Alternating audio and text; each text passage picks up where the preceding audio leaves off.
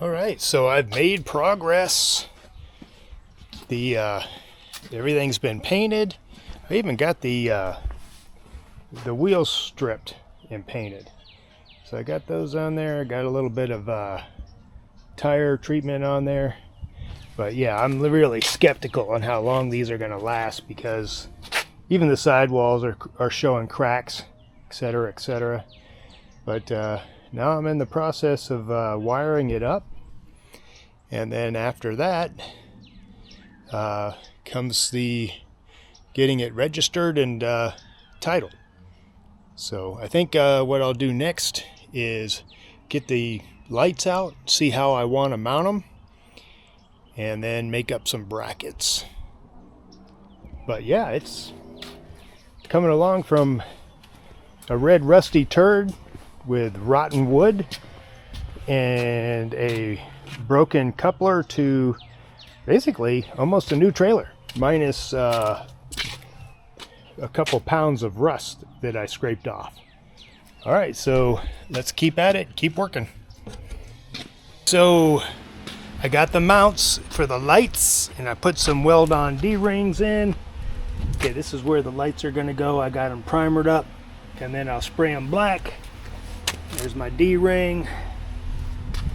Got another 3/8 D-ring welded on here. My other bracket. And I got for my toe chains, I got D-rings there, 3/8 D-rings. And that goes in there. I've got my control box under here, and my wiring is going to come up, go through this tube for the lights, and then the brakes are going to run down those double holes to the axles, and I'll pull cord in there for those electrical brakes. And getting real close, and I've got wood for the deck. So that's going to be a trick too, because I got a bow, because they're both trapped at both ends, are trapped in this slot at both ends, and so I'm going to have to bow the board up in the center so that it'll go underneath the slot at the back. So that's where I'm at now. I mean, it's getting close, really close to driving this thing, and I'm excited about getting it registered, getting it on the road. So thanks for watching. Make sure you subscribe, like, and all that good stuff. Rocky out. So let's take a look at the progress here. I got the brakes wired up, and those are on the green cables there. They basically, I got two channels, one for the front axle, one for the rear. They come in and then they go across to the other brake. Got that on both sides, and they come in from the junction box and tie into where the trailer plug is. You need to have a common ground on the frame, so I've created a ground, and I'm going to run that right to the ground in the control box.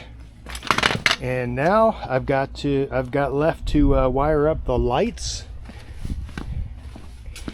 And this is the light with the license plate, and there's the other light. So getting closer, and then once I get all this put together, then I'll start putting the decking on. All right, basically I've got it all wrapped up.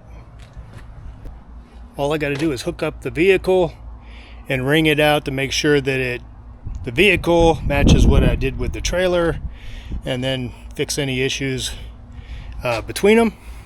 But it's basically ready to go, and I'll go ahead and put the decking on after I ring all this out, and then there's not really going to be a whole lot left to it. So it's getting real close, real close. hopefully I won't have to do a Jeep hauler part 4. Okay. Quick update on the Jeep hauler. I have the lights all hooked up. I've got the majority of the deck put on. All I got to do is rip a center board in here that's going to be 5 3/4, and it'll go all the way down. It was a pretty neat experience. I had to basically put a platform about 8 inches high in the middle, and then bend the board down, capture it with a crowbar, and then kick the centerpiece out, and then it would slide into the channel. So took a little bit of creativity, but we got it done. And check this out. I've got blinker lights, I got running lights, I've got brake lights, I've got brakes. Everything's done. All right, so I made some progress. I got the material for the fenders. I got a sheet of 14 gauge, and I got some 1.5 by 1.5 angle iron to build my frame out of.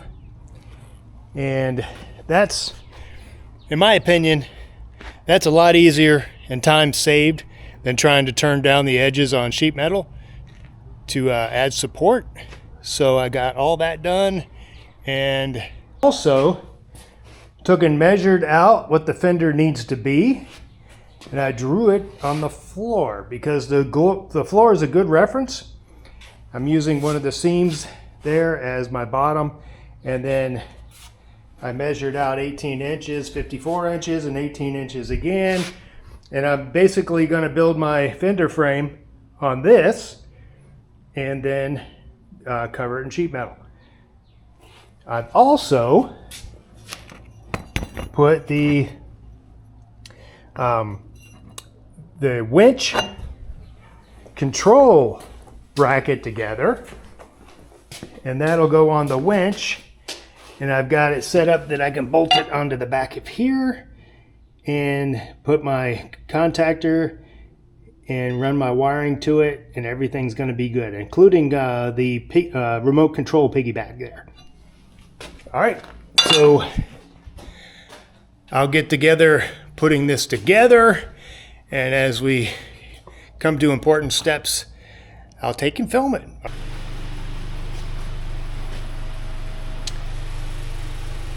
Okay, so I got this set up. I've got the control box mounted. I got temporary battery negative and positive, and I got my remote control hooked up. So I've also got my cheap tractor battery and a battery charger on there because the battery is dead. So, but we're testing it before we put it in the vehicle because I'm waiting for a battery box from Rough Stuff. So look. Okay.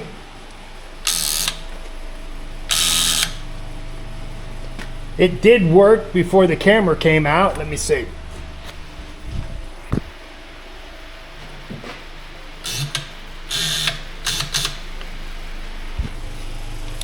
Okay, it does work, except this battery is so shot that it doesn't want to run it. So it will work, and it's got plenty of clearance, so I'll be able to slide the winch in and out of either receiver from on the Cherokee or on the trailer. And like I said, I'm going to use disconnects, quick disconnects on the power leads, and that way all I have to do is slide it in, hook up the 2 power leads, the remote, and this thing will go in and out like it's supposed to. All right, and I mentioned that I've got a battery box from Rough Stuff, and I'm basically going to mount a battery on the tongue of the trailer. That way I can put it in there when I know I'm going to need it, along with the winch, and I'll make sure it's charged. And then there are ways that I can trickle charge with a let's see, 6-gauge cable, something like that, something that can put out 40 to 60 amps as a trickle charge to the battery while I'm driving to pick up my hoarded Jeeps, and that way it'll be charged or charging while I'm going down the road and coming back. So hang in there, it's getting close to being done. So verbal pause. I've got my first frame of angle iron for the fender laid out, and one of the things that I noticed, because I can't keep angles straight, is go ahead and lay it out and mark the angles that are needed on each piece, and then cut them. Because if you're not keeping track, the next thing you know, you'll have two of the same angle on when it should be opposing angles. So that was something that I've learned. And so I'm going to go ahead and tack this together, and then I'm going to compare it to how it fits. And then if it looks good, I'll burn it in, set it up, and start working on the next one. All right, so I got the outside frames done, but not painted, cleaned up, or etc. But this is what we're doing. I got two outside frames here that are going to be the outside frame for the fenders, and basically it's going to go on like this. And so it's going to be on the outside edge, and it'll go, it'll bolt on. I'm not going to weld it on. It'll bolt on. That way if I trash the fender, I can pull it off and straighten it out. And that is going to work well. And I'm going to put a toolbox on one of these, and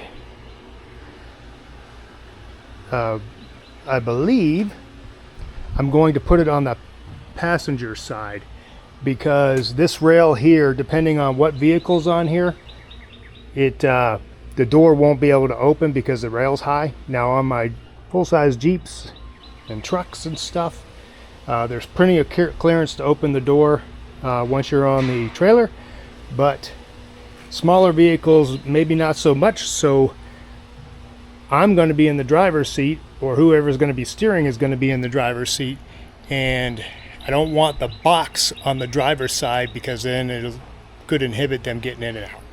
All right.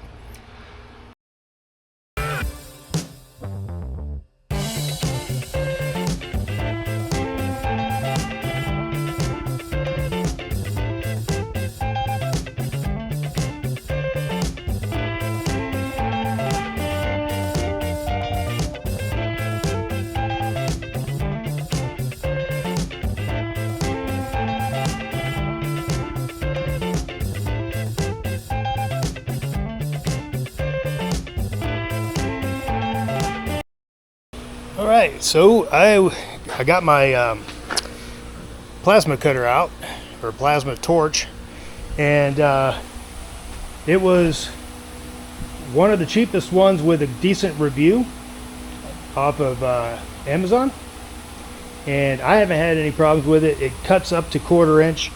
It runs well. It runs really good on 220, not so much on 110. And these are the skins for the fenders, and basically I've got to knock the slag off of them, grind them down to a straight edge, and then we'll get ready to tack them on. Okay, let me show you how I'm breaking these panels in order to make the fenders. Now what I went and did after I got smarter, this gauge of metal is a little bit hard to bend without a break, and so what I ended up doing on the shorter panels on each side that taper down, I scored it across the line that I wanted. I want a 1-inch score so that I can fold it under, and I did it on both panels, man, and it worked out great. a lot, you know, I'll put some tacks in here to sure this up and then smooth it down. But I don't need to weld the whole seam, I don't think. But compared to what I did on the long panel, I didn't score it, and it fought me the whole way. I don't know if you can see this or not, but yeah, it's rough on the edges, and that's after spending some time trying to pound it out. But if I would have scored it, it would have folded so much easier. And so the second one, that one there, I'll score that one and make it easy on myself. But this is the first panel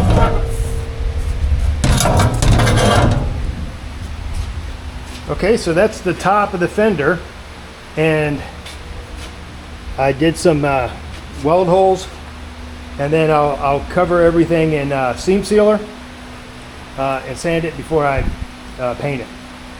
But it's coming along a lot slower than I was hoping, but it's coming along. All right, Rocky out.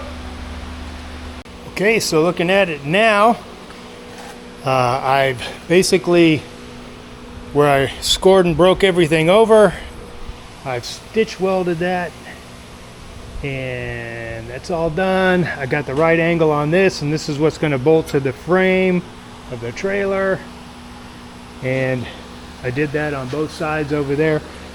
So everything, most of the welding is done.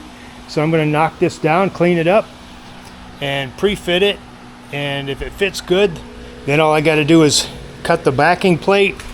And the backing plate, I'm going to have to get creative with this, because I'm going to have to patch some of this together in order to make two plates. But let me get this knocked down, and then I'll show you the next step. Wow, this was a lot of work, but that's what happens when you have to build a custom fender for a custom trailer. So check it out. All I got to do is the backing plate that goes on there, and looks pretty good. It's strong, it's heavy, it's going to work.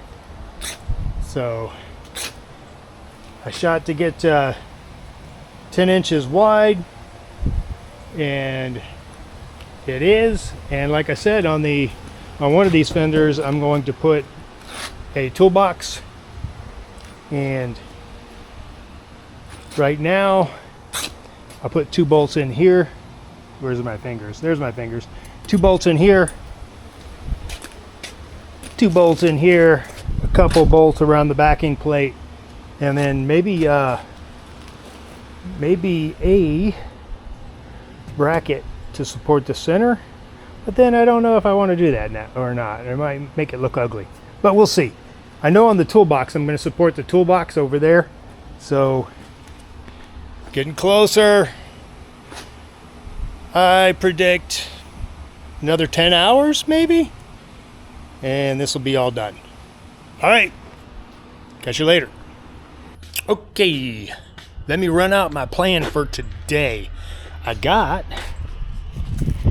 the fender, one fender completed.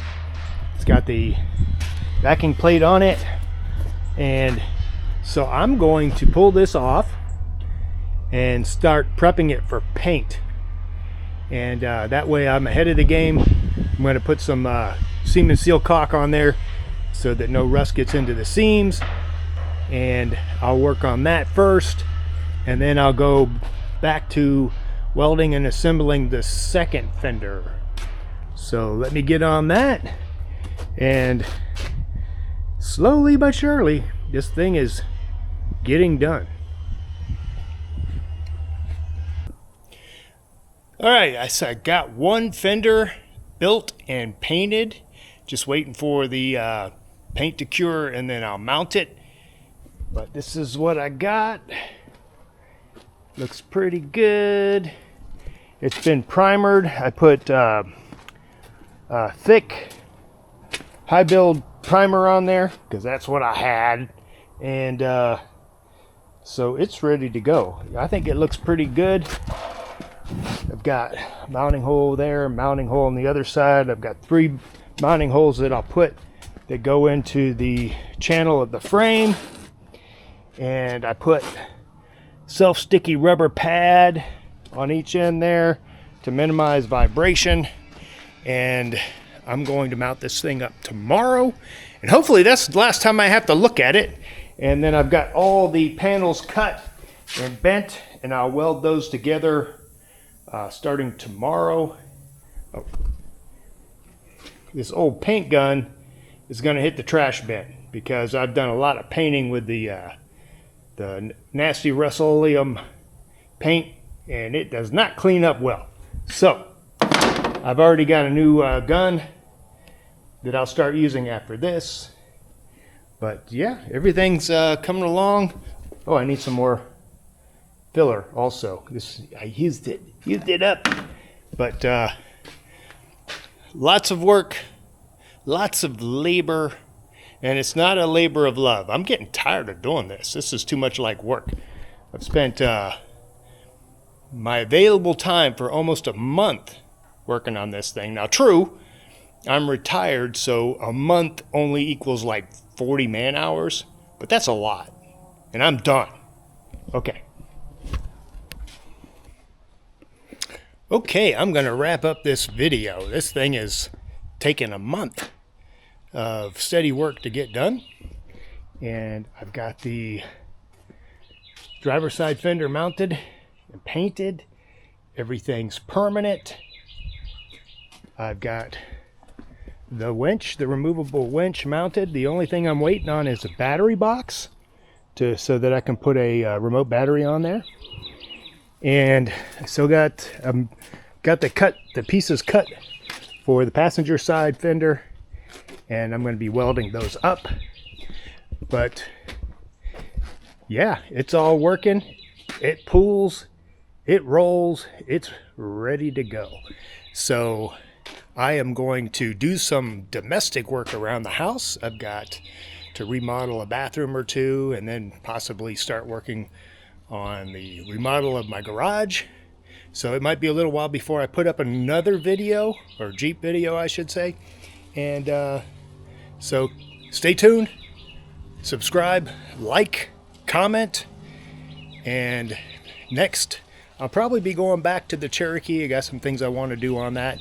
I want to do a long travel rear suspension for it, and I might truss and build up the M20 rear axle on it, put a limited slip. So let's see what's next. And like I said, keep following, stay safe out there, and God bless. Rocky out.